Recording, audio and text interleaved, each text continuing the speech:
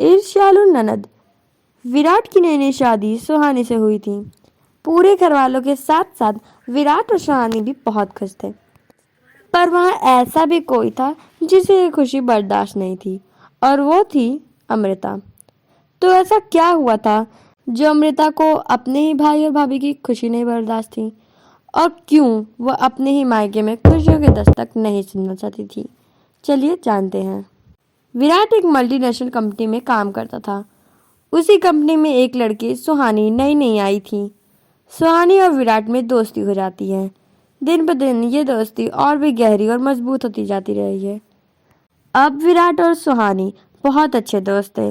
दोस्ती हुए उन्हें कुछ यही 6 महीने ही हुए थे कि उन्होंने अब दोस्ती को रिश्ते में बदलना सही समझा। विराट उस दिन ऑफिस से हाफ डे लीव लेकर घर आता है ताकि वो सबको ये खुशखबरी सुना सके। विराट घर के अंदर घुसता ही है कि तभी वो देखता है कि उसकी बहन अमृता के साथ एक लड़की बैठी थी। विराट अपनी बहन अमृता से पूछता है, ये कौन है दीदी? अरे इसे कैसे भूल सकते हो तुम? ये मेरी बचपन की फ्रेंड है Ruby. Hi, nice to meet you. इतना कहकर वो अपने कमरे में जाने ही लगता है कि तभी अमृता उसे रोकते हुए कहती है, अरे बैठ, तो तेरे लिए खुशखबरी है। मेरे पास भी आप सबके लिए एक खुशखबरी है। पहले तुम मेरी सुन, बाद में मैं तेरी सुनूंगी। विराट चुपचाप बैठ जाता है। ये मेरी फ्रेंड रूबी है और रूबी तुझे बहुत पसंद करती है। इनफैक्ट हमें भी रूबी बहुत पसंद है, इसलिए मैं चाहती हूँ कि तू जल्दी से रूबी को हमारे घर की बहू और मेरी भाभी बना कर ले आ। इतना सुनते ही विराट के शक्ल पे 12 बज जाते हैं। उसके शक्ल का रिएक्शन देख रूबी हल्का सा मुस्कुराती है। अरे डर मत, ये तुझसे उम्र में छोटी ही है, यही कोई 1-1.5 साल। 2 साल। हाँ वही 2 साल। विराट उठ खड़ा होता है। अरे उठ मत, बैठ जा।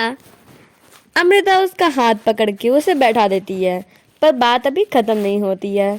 अमृता रूबी को उस घर की खानदानी कंगन पहना देती है कि तभी विराट वो कंगन उसके हाथ से ले लेता है और पहली बार वो अपनी बहन से ऊंची आवाज में कहता है, बस बस बस, मैं चुप क्या हूँ और आप कब से बोली जा रही हो और अब आप इसे हमारे घर का खानदानी कंगन में दे रही हो।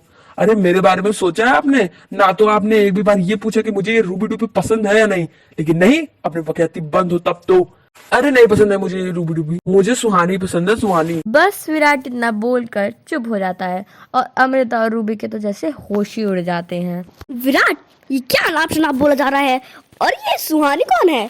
सुहानी मेरे ऑफिस में काम करती है और मुझे वो बहुत पसंद है। मैं भी उसे बहुत पसंद हूँ। मैं उसे शादी करूंगा, बस, एंड दैट्स इट। रूबी की आंखों से आंसू टपकने लगते हैं। अमृता को ये बिल्कुल भी अच्छा नहीं लगता है और वो रूबी को दिलासा देकर विदा करती है कि विराट की शादी होगी तो सिर्फ उसी से होगी। विराट उस दिन खाना नहीं खाता है। वो अपने कमरे में एकदम शांत बैठा था कि तभी दरवाजे पर दस्तक होती है। विराट दरवाजा खोलता है तो देखता है कि उसकी माँ उसके लिए खाना लाई थी। माँ, मुझे भूख नहीं है, अभी मुझे अकेला छोड़ दो और जाओ यहाँ से। अरे शांत हो जा मेरे बच्चे, और चल ये बता कि सुहानी है कौन और कैसी है? माँ, सुहानी मेरी ऑफिस में मेरे साथ काम करती है और हमारी अच्छी खासी दोस्ती है और अब हम इस दोस्ती को रिश्ते में बदलना चाहते हैं। चल अच्छा किया तूने खुद की पसंद की लड़की ढूंढ ली। और ये बता कि उसका स्वभाव कैसा है? उसका स्वभाव? विराट की माँ उसे अपने बातों में उलझाकर उसे पूरा खाना खिला देती है। ये ले, तेरा खाना और तेरी बात दोनों खत्म हो गई। कल बहू के घर उसे देखने चलेंगे, तू ऑफिस से छुट्टी लेना मत भूलना। मतलब आपको ये रिश्ता पसंद है? अरे क्यों पसंद नहीं होगी, तेरी पसंद तो हमेशा लाखों में एक होती है। हाँ माँ, पर इस बार ना करोड़ों में एक है। विराट इतना कहकर खुशी के मारे अपनी माँ को गले लगा लेता है। अमृता कमरे के बाहर से ये सब सुन रही होती है और उसे ये बिल्कुल भी नहीं पसंद आता है कि अब उसकी दोस्त उसकी भाभी नहीं बन सकती। अगले दिन विराट और उसकी फैमिली सब तैयार होकर सुहानी के घर जाते हैं। वहां जाकर दोनों की फैमिली उनके शादी संगीत की डेट फिक्स करती है और तकरीबन 2 महीने बाद दोनों की शादी तय हो जाती है। दोनों की फैमिली साथ मिलकर विराट और सुहानी की शादी की जोरों शोरों से तैयारी करते हैं। उधर रूबी को ये बात तो चलती है तो वो तुरंत ही अमृता को कॉल करती है और उससे कहती है, क्यों रे, तू कह रही थी कि तेरी भाभी मैं ही बनूंगी, अब क्या हुआ? कहाँ गया वो तेरा झूठा वादा? मैं तुझे क्या ही बताऊं रूबी, मेरा भाई तो था ही हमेशा से जिद्दी और सेल्फिश, जिसे सिर्फ और सिर्फ अपनी फीलिंग्स ही पड़ी जाती है, दूसरों की नहीं।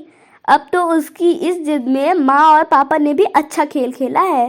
और अब तो तेरे और मेरे बीच कुछ भी नहीं रह गया है, तो चल अब से तेरी और मेरी दोस्ती खत्म। अरे रूबी सुन तो। अमृता की बात पूरी खत्म भी नहीं हुई थी कि रूबी उधर से कॉल कट कर देती है। अमृता को ये लगा कि जो लड़की अब इस घर में आई भी नहीं है वो इतने तमाशे करा रही है, पर जब वो अपने ससुराल आएगी तब तो पूरा महाभारत ही करा के रहेगी। तभी से अमृता ने ये सोच लिया था कि सुहानी इस घर के लिए बला नहीं बवाल है और वो उससे इस घर से निकाल कर ही दम लेगी। तो क्या अमृता अपने भाई और माँ बाप को सुहानी के खिलाफ भड़का पाएगी या उसकी वही चाल उसी पे उल्टी पड़ जाएगी? जानने के लिए देखते रहिए ईर्ष्यालु ननद और जुड़े रहिए जाल टीवी किड से।